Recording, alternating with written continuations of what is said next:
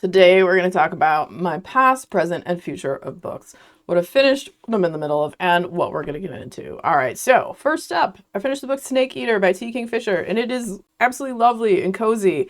It's not really scary. I would say it's more on the edge of fantasy than horror, and it's a story of escaping a toxic relationship, finding your inner strength, found family, weird gods and spirits in the desert.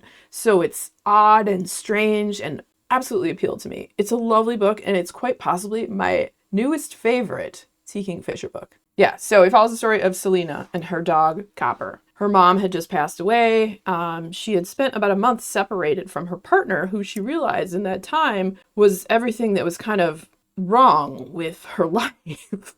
And so she decides she's going to leave. She's going to get out of there. She's going to go see her Aunt Amelia, who over the years they had kept in touch through postcards, and she has nowhere else to go. So she goes there. She turns her phone off. She does not want Walter to find her, who is her partner. And she sends an email saying, hey, it's over. Please don't look for me, this, that, and the other. Okay.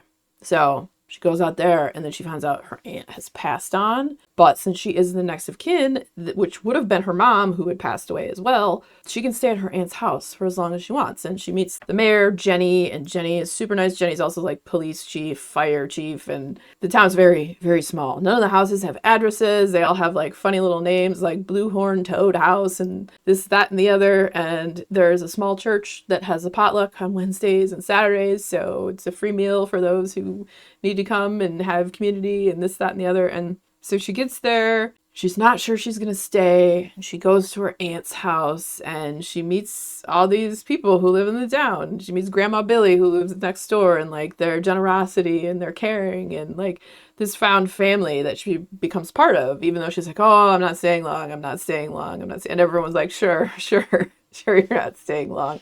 And eventually, she's able to break free from the toxic relationship that she was in. She decided she's going to stay. But then, so her aunts had a relationship with, this god called Snake Eater. Snake Eater was like this roadrunner god. And Snake Eater starts to take an interest in Selena.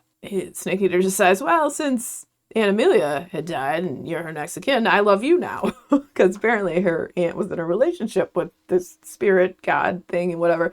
So she has to figure out how to get his amorous feelings away from her and to have him stop trying to cause a ruckus and murder things and whatnot. So then she comes to the people in town for help, Grandma Billy, Father Aguirre from the church, and it's a lovely, cozy story, and it's whimsical and weird, and I loved it. If you like T. Kingfisher, if you like cozy, weird stories, I would highly recommend it. It's great. So currently I am in the middle of I'll Make a Spectacle of You by Beatrice Winifred Eicher.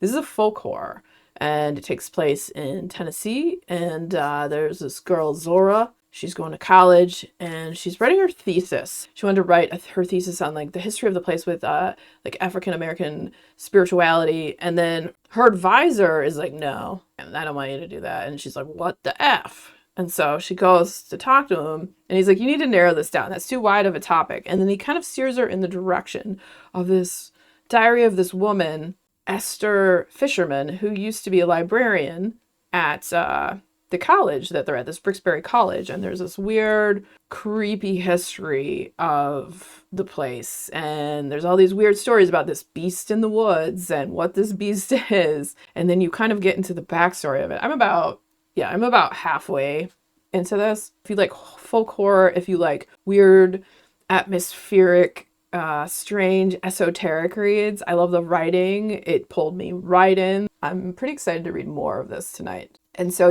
she's going to start researching and digging in. And apparently people are a little don't really want to talk about it. So she has to find a way to form relationships with the people in town so that she can gain their trust to learn about what's going on. And we'll see what happens. Is the beast going to come for her? Probably, because, it's going to make the story that much more interesting and fun. So far, it's pretty great. And if you like folk horror that's strange, that has a college, dark academia almost, woodsy setting, then I would definitely recommend this. And then I will probably have a standalone review for this coming in the future. So keep an eye out for that. All right, let's tell you what I'm going to get into. So I do love me weird outdoor atmospheric reads. And so I saw this book, The Swamps by Serafina Nova Glass. The cover kind of like, it looked haunting and eerie. So I was like, all right, I'm intrigued. So I read the back. So let's read it to you and I'm going to tell you what it's about. Macy and Ethan built their careers pursuing the unknown, turning their YouTube channel, Ghost Patrol, into a viral sensation as they investigated the paranormal. First up, if you've been around the channel, you know I love paranormal-y stuff. So having anything like that tied into the story, I was like, oh yeah. And it's a novella, so it's super short. But when they wade into the murky depths of the Louisiana bayou, looking into the disappearances of two local women alongside team members Tasha and Max, their latest case takes a lethal turn. What begins as a routine hunt for answers quickly spirals into something far more sinister. Shadows move where they shouldn't. Secrets surface where none should exist. And when Macy stumbles upon a horrifying truth, she realizes they were never just chasing a story. No, they were lured here for a reason. And as the swamp closes in, and the line between hunter and hunted blurs, one thing becomes terrifyingly clear. Some secrets are better left buried. And I love a story like that, so count me in. All right, next up. I love books about cats. And I read the first book that was, I didn't know there was ever going to be a second book because I thought where it ended kind of wrapped it up. But, so that is, We'll Prescribe You Another Cat. I loved the first book, The Will Prescribe You a Cat. I have a standalone review for that if you are interested in that at all. I'll link that down below if you have any interest in checking that out. But if you've also, another thing, if you've been around the channel, you might know that I like to read books with characters that are cats. Probably another reason why I'm super into Dungeon Crawler Carl, Princess Donut. It's one of the main characters. And yeah, but we're not talking about Dungeon Crawler Carl today. We're talking about We'll Prescribe You Another Cat by Sue Ishida. So let's tell you about this one. It is time to visit the Nakagayo Kokoro Clinic for the Soul. Though it's a mysteriously located clinic with an uncertain address, it can always be found by those who need it. And the clinic has proven time after time that a prescribed cat has the power to heal the emotional wounds of its patient.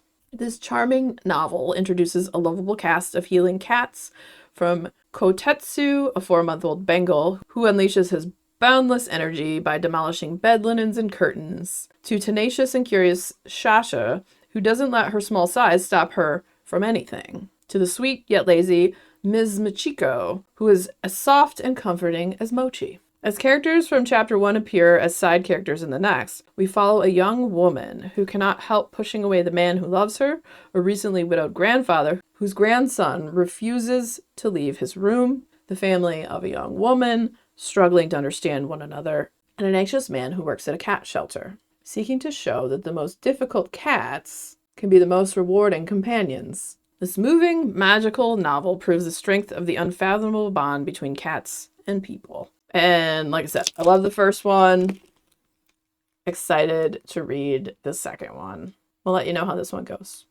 But the first one was fantastic, so hopefully this one is just as good. And as for what we're most excited to read, honestly, I'm most excited to get back into I'll Make a Spectacle of You. I am loving that so far. It is fantastic.